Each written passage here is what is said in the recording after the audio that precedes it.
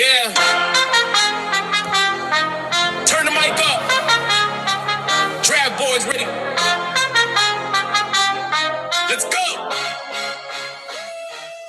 they chase headlines, he's digging through the tape.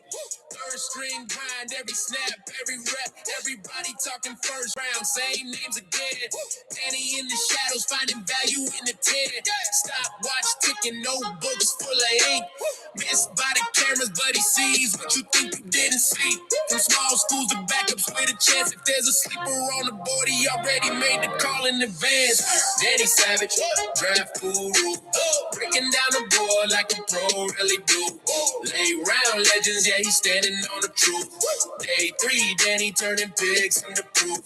When the lights fade out and the crowd goes home, that's when the future gets quietly grown. 6th, 7th round, undrafted dreams. You connecting all the dots in between the schemes. Traits of a hype, film over fame. If the league missed it, he's calling the name. Every year, gotta steal, every class got a few. When they go and show brand, Danny says, watch this dude.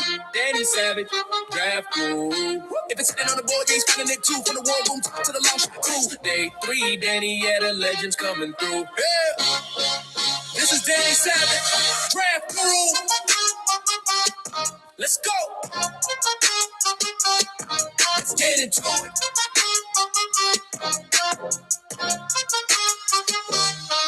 This is Danny Savage, draft guru. Let's get into it. Boom! Greetings from YouTubeville. Once again, Danny Savage, Draft Guru. If you like the video, subscribe, give it a like, hit the hyper button. Also, don't forget to click on the notifications so you know when I go live. By far, the best beard on YouTube. And I'm going to explain to you with this linebacker class why I'm the best there is, the best there was, and the best there ever will be. Now, a lot of linebackers showed up in Indianapolis. Not all of them worked out. Only 13 or 14, I believe, ran 40-yard dash. So,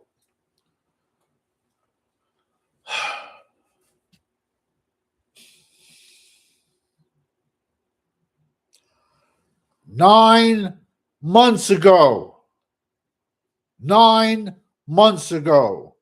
I said the number one linebacker for this class will be Sonny Styles from Ohio State. He started as a safety and got bigger and bigger and bigger and bigger. So he showed up at the combine, 6'5", 245 pounds. He could legit play at 255 easily. Do I think he's done growing? No, not at all. I'm going to pull up the tweets and the comments all year long. I watched this kid play for 2 years. But all year long, I said, this kid's going to run a 4.4. And the peanut gallery was like, no way. Ain't going to happen. He ran a 4.47. And he's not even done growing. His vertical had the highest vertical. The kid, he has a brother, Lorenzo Styles. He declared for the draft too. He was at Notre Dame. Then he came to Ohio State. Wide receiver, safety. If I had a team with a lot of picks, I'd throw a round 7 pick at his brother. I personally, after today's workout of running a 4.7 at 6'5", 245, he ain't getting out of the top 10. He's not. His teammate, Arvell Reese, a little bit smaller, 6'4", 240.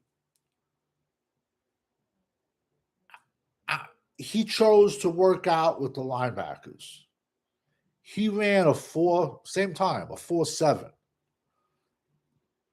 I think Reese is an edge at the next level. Uh, this one's a tough call. It really is. Because I can't even call Arvel Reese a 1 year wonder. He was a half a year wonder. He went off like gangbusters the first like 8 games. And he vanished after that. So, in my opinion,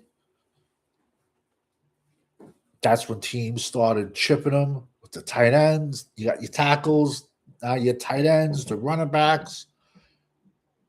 He needs to put more size on, but he's that much of an athletic freak where he could put on another 10, 15 pounds.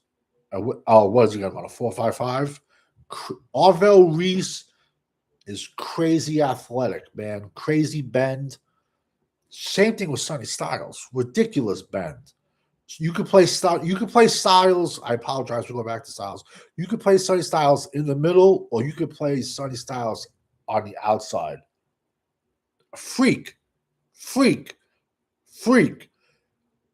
Against the run, he's a sledgehammer, and he covers running backs and tight ends like he was a safety. Oh, wait, that's what he was. But 9 months ago, I said he's LB1. Arvel Reese, I think he's trickier. All I'm going to say is Arvel Reese ain't going to get out of the top 5 picks. I do think Styles is a safer player than Arvel Reese. All right, let's see. Jake Galladay, like him a lot. Nice size. Cincinnati. 6'4", 240. Ran a 4.6. That's, for his size, that's more than enough to get by in the NFL. I like him a lot. Spoken about him. Dropped videos on him in the summer. I like him a lot. 4.6 is impressive. Check this one out. And I did a video on this kid the other day. His name is Owen Heineke. 6'1", 230. He plays for Oklahoma. He played for Oklahoma. He's still petitioning. He started out, check this story. He started out at Ohio State playing lacrosse. So he doesn't think his years at Ohio State playing lacrosse, I think he played 2 years in lacrosse, he doesn't think that should count against his eligibility. So he applied for the draft.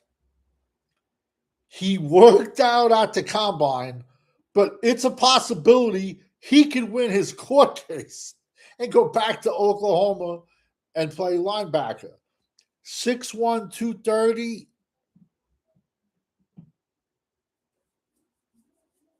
Plays bigger than his size. Good athlete. Ran a 4.62. This one kind of drew me off a little bit because back 9 months ago, my LB2 was Anthony Hill out of University of Texas. 6'2", 240. Great size. He ran a 4.59, 4.6. Is that a big?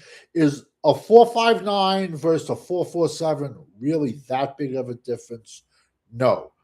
Did Anthony Hill have a much better 2024 than 2025? Yes. But in 2024, Anthony Hill at Texas had much better defensive linemen in front of him. I don't know if it's true.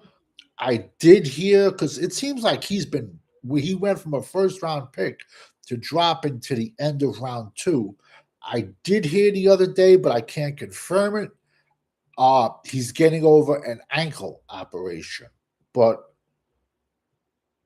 Then some people might look at him and just say, oh, that's Overshown 2.0. Yet he's shorter than Overshown and bigger than Overshown.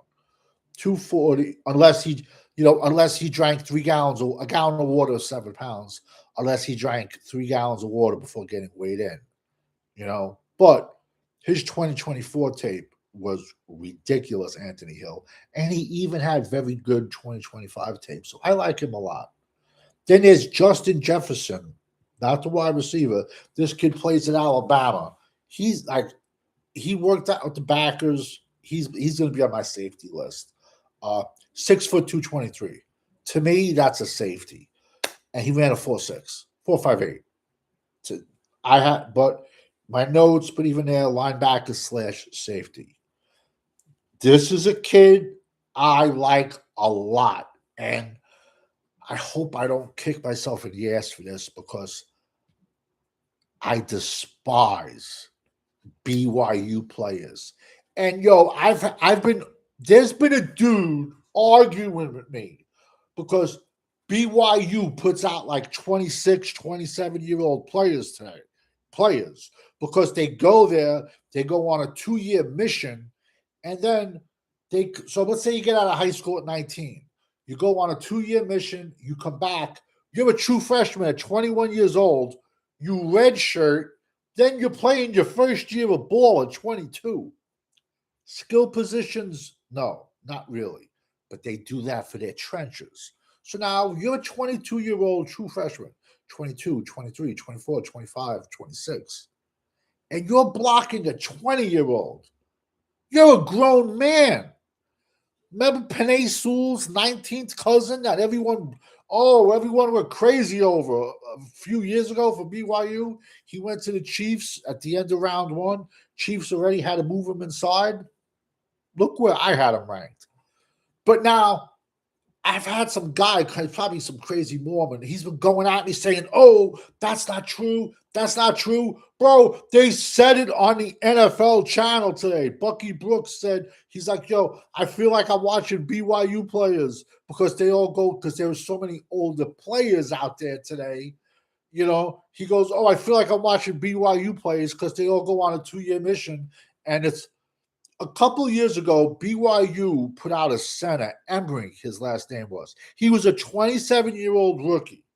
He got cut in camp. I'm not even going to say the team that signed him, but the team that signed him has a $500 million mistake at quarterback. So, but this kid, BYU, Jack Kelly, 6'1", 240. Yo, this kid, he ran a 4.6. I've dropped videos on Jack Kelly. You watch him play. You watch him rush from inside, and then you watch him rush from outside. He's playing a lot faster than 4.6. So the fact that I like Jack Kelly, I hope I don't bite me in the ass because everyone's going crazy over Jacob Rodriguez, but yet no one's talking about BYU's Jack Kelly. And I said, compare the tape, and you tell me what the difference is. Now, this is the kid I'm going to talk about. Kyle Lewis, linebacker, Pitt. He's going to be on my safety list because he's 5'11", 220 pounds. And Bobby bulked up to play 220. He ran a 4.57. This dude, he is a highlight reel. He plays like 4.4. That's why the combine is bullshit. It's bullshit to me. It really is, man. He plays like 4.4, and he just ran bad. But at 5'11", 220, you got to have a plan for this kid. You just cannot leave him in the tackle box, inside the tackle box in the NFL, and he's going to get teed off on. No, man. A kid like this, you got to move him around, man. Excuse me. Another kid, I like him a lot. Smart. He ran a good time, too. Jacob Rodriguez. I thought he would measure 6 foot. He measured 6'1", 231, and he ran a 4.58. Impressive. I thought he was going to be much, much shorter than 6'1". The way he looks, but he has a nice size to him. I think he improved, his draft stock with the workout. 7 forced fumbles, 4 INTs. He's supposed to be like like a student of the game. He has football IQ, football smarts. So listen, I think we all could agree Sean Lee was never the best athlete. I think we could agree Zach Thomas was never the best athlete. But you get kids like that every couple of years where they're just good enough athletes to get by, but then they have such a smart football IQ, and then they're watching 8 to 9 hours of film, and they're lasting 10 years in the NFL. So Jacob Rodriguez came up for me. One kid, I'm a little bit, Xavier Sorry, linebacker, Alabama, a little on 6'2", 230, ran a 4.64, plays much bigger. So listen, just like I said, man, it's the underwear Olympics, but I use it for medicals, not much else. And medicals and 10 yards. I want to know how 10 yards. That's all I care about. Unless we come, then when we go to the linebacker, then when we go to the running backs and wide receivers, it's different to an extent. But how many times do we see wide receivers, they're running 4.2s, they're out of the league in 3 years, yet the best wide receivers that's ever played this game ran 4.7s. And there's football speed, there's track speed. What good are you if you run a 4.2, but you're getting jammed at the line? What good are you if you run a 4.2, but you're afraid to go over the middle because you're going to get cracked? So every year the combine gets less and less to me, but I just find it ironic. Ironic. 9 months ago, I put my picture, my dog picture. That's not my dog picture, but just a picture of a dog. My dog's over there sleeping. I predicted the top 2 linebackers 9 months ago. Go to the Twitter machine. See how many videos you're watching. You're seeing of Delmonte Capehart from Clemson, nose tackle, who no one knew about him before today. Dropped his tape 9 months ago. How do I get so lucky, bro? How? I wish I could get this lucky playing the fucking lottery, man. I really wish I could, man. We'll do the same thing Friday, Saturday, Sunday, and it ends Monday. Monday, the big offensive line. Tomorrow we're gonna have 3 position groups. Saturday, I believe, is wide receivers. I think Saturday is wide receivers and corners. I had schedule and whatever. But yet I know Monday is offensive lineman. Mañana, I got to do a few things. I'm going to drop about 4 more players, and then I'm just going to do a quick 3-part video at night for the combine. But listen, bro, when you go to the Twitter machine and you see all these people doing this, tape.